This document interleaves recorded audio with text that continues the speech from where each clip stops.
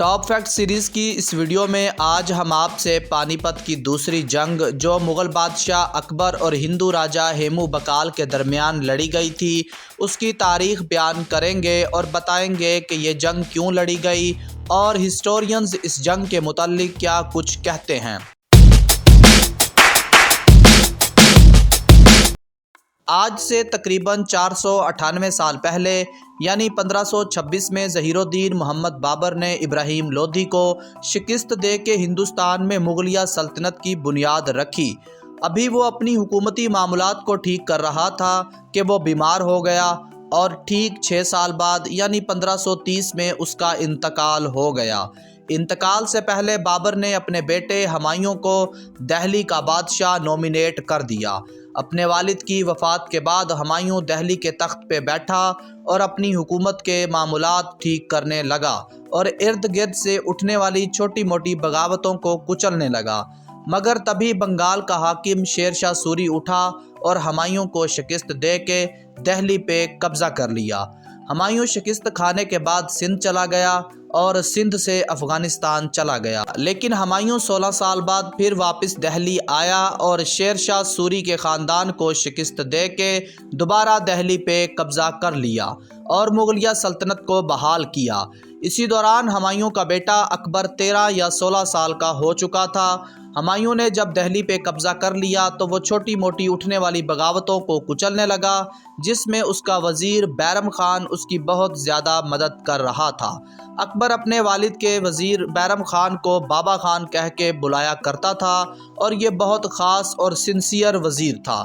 لیکن تبھی 1556 میں ہمایوں کی موت ہو جاتی ہے اور اس وقت اکبر کی عمر بھی بہت کم ہوتی ہے۔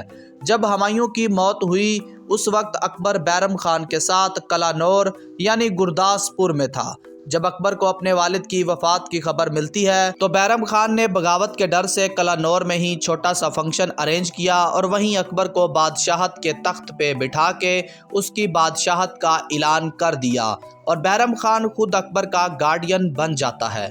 جب ہمایوں کی موت کی خبر ہندوستان میں پھیلتی ہے تو بغاوتیں ہر طرف سے سر اٹھانے لگتی ہیں۔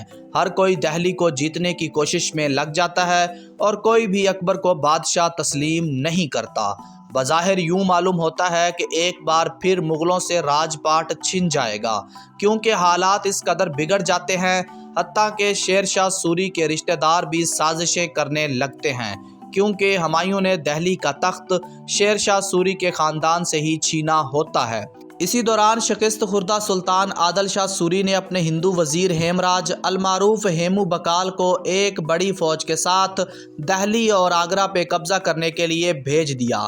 ہیمو نے سب سے پہلے آگرہ پہ حملہ کیا اور مغل گورنر سکندر کو شکست دے کے آگرہ شہر پہ قبضہ کر لیا۔ آگرہ پہ قبضہ کرنے کے بعد ہیمو بکال اپنی فوج کے ساتھ دہلی کی طرف روانہ ہوا۔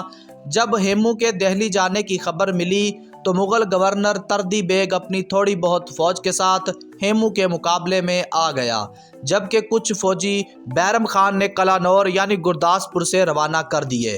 ابھی بیرم خان کی فوج نہیں پہنچی تھی کہ ہیمو نے تردی بیگ کو شکست دے کے بھگا دیا اور دہلی پہ قبضہ کر لیا تو خود کو وکرمادتیہ کا لقب دے کے بادشاہت کے تخت پہ بیٹھ گیا اور اپنے نام کا سکہ بھی چلا دیا۔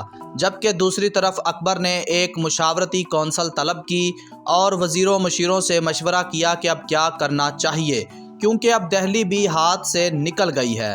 تو بہت سے وزیروں نے مشورہ دیا کہ آپ کو واپس افغانستان چلے جانا چاہیے، جبکہ اکبر کے گارڈین بیرم خان نے واپس جانے سے انکار کر دیا اور ہیمو کا مقابلہ کرنے کا فیصلہ کیا۔ اکبر نے بیرم خان کی بات مان لی اور جنگ کی تیاریاں شروع کر دی۔ قاسم فرشتہ اپنی کتاب تاریخ فرشتہ میں لکھتے ہیں کہ جب اکبر اپنی فوج کے ساتھ دہلی کی طرف جا رہا تھا تو تب ہیمو دہلی کے تخت پہ بڑے غرور و تکبر کے ساتھ حکومت کر رہا تھا، اور جب ہیمو کو اکبر کے آنے کی خبر ملی تو اس نے فوراً افغان امراء کو اپنے ساتھ ملایا اور اپنے توپ خانے کا محافظ دستہ افغانوں کو بنا دیا اور اسی فوجی دستے کو سب سے پہلے پانی پت کے میدان میں بھیج دیا۔ جب یہ دستہ میدان میں پہنچا تو مغل فوج نے حملہ کر کے اس چھوٹے سے فوجی یونٹ کو شکست دی اور ہیمو کے توپ خانے پہ قبضہ کر لیا۔ اس کے بعد ہیمو اپنی فوج کے ساتھ پانی پت کے میدان میں پہنچ گیا اور دوسری طرف اکبر بھی اپنی فوج کے ساتھ میدان میں آ چکا تھا۔ یہ پانی پت کی دوسری اور تاریخ کی اہم ترین جنگ ہونے جا رہی تھی، کیونکہ اسی جنگ نے مغلوں کی قسمت کا فیصلہ لکھنا تھا۔ یہ دن تھا 5 نومبر 1556 کا۔ اب دونوں فوجیں پانی پت کے میدان میں آ چکی تھیں۔ ہیمو بقال کی فوج کی تعداد 30,000 تھی اور 500 جنگی ہاتھی بھی تھے، جبکہ اکبر کی فوج 10,000 تھی اور 200 جنگی ہاتھی تھے۔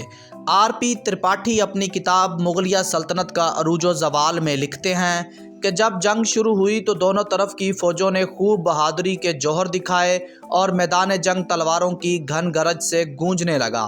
ہیمو بقال کی فوج مغل فوج پہ بھاری پڑنے لگی۔ ہیمو بقال بھی ہاتھی پہ بیٹھا لڑ رہا تھا۔ ہیمو نے مغل فوج کے عین درمیان میں ایک زبردست حملہ کیا، جس سے مغل فوج پیچھے ہٹنے لگی اور ہیمو کی فوج آگے بڑھنے لگی۔ میدان جنگ کا نقشہ کچھ یوں تھا کہ مغل فوج بالکل میدان چھوڑ کے بھاگنے کے قریب تھی، جبکہ ہیمو کی فوج بہادری سے لڑ رہی تھی۔ مگر تبھی ایک گمنام تیر آیا جو سیدھا ہیمو کی آنکھ میں جا لگا۔ تیر لگنے سے ہیمو ہاتھی کے اوپر ہی ہود میں گر گیا اور بے ہوش ہو گیا۔ ہیمو کے گرتے ہی یہ خبر پھیل گئی کہ ہیمو مارا گیا ہے۔ اس خبر کے پھیلتے ہی ہیمو کے فوج کے حوصلے ٹوٹ گئے اور وہ میدان جنگ سے بھاگنے لگی۔ مغل فوج نے ہیمو کی فوج کا پیچھا کیا اور جتنے سپاہی ہاتھ لگے سب کو مار دیا۔ جب ہیمو کو ہوش آیا تو وہ پھر اٹھ کے لڑنے لگا، مگر تب تک جنگ کا فیصلہ ہو چکا تھا۔ ہیمو کی فوج میدان جنگ سے بھاگ چکی تھی اور مغل یہ جنگ جیت چکے تھے۔ یہاں ہم آپ کو بتاتے چلیں کہ بعض مورخین لکھتے ہیں کہ ہیمو کو لگنے والا تیر اکبر نے مارا تھا، جو میدان جنگ سے باہر ایک ٹیلے پہ بیرم خان کے ساتھ کھڑا تھا۔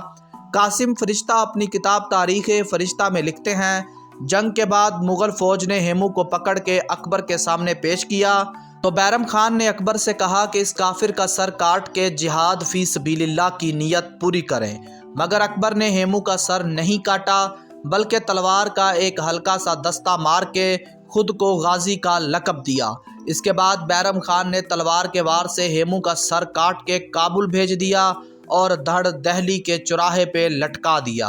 اور یوں اکبر نے بیرم خان کی مدد سے پانی پت کی دوسری اور اہم ترین جنگ فتح کی اور مغلیہ سلطنت کو زوال کے گڑھے سے نکال کے عروج کی بلندیوں پہ بٹھایا۔ اگر آپ اکبر بادشاہ کی مکمل بائیوگرافی جاننا چاہتے ہیں یا پانی پت کی پہلی جنگ کی کہانی جاننا چاہتے ہیں تو ڈسکرپشن میں دیے گئے لنک پر کلک کریں، اور اگر اس ویڈیو کے ذریعے آپ کے نالج میں اضافہ ہوا ہے تو ہمارا چینل سبسکرائب کریں اور ویڈیو لائک کریں۔